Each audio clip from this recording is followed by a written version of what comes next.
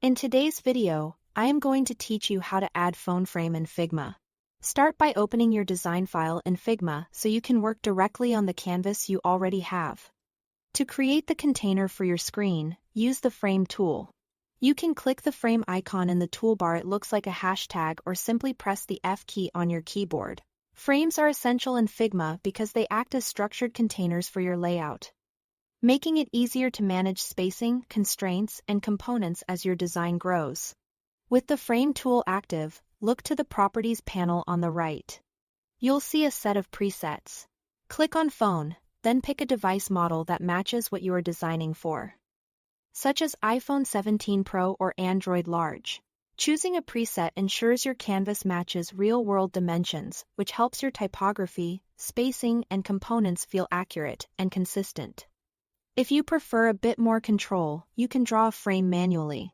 Click and drag on the canvas to sketch out a frame. Once it's placed, you can still assign it to a phone size in the right panel by selecting a device preset there.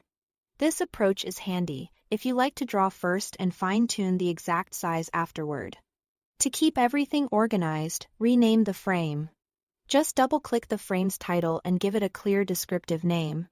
Good naming helps when you are managing multiple screens or collaborating with teammates, and it makes handoff much smoother. Now let's set it up for a live preview. Switch to the Prototype tab in the right-hand panel. This is where you control how your design behaves in a presentation. Click the device drop-down and choose the device that matches your frame, like iPhone 17 Pro.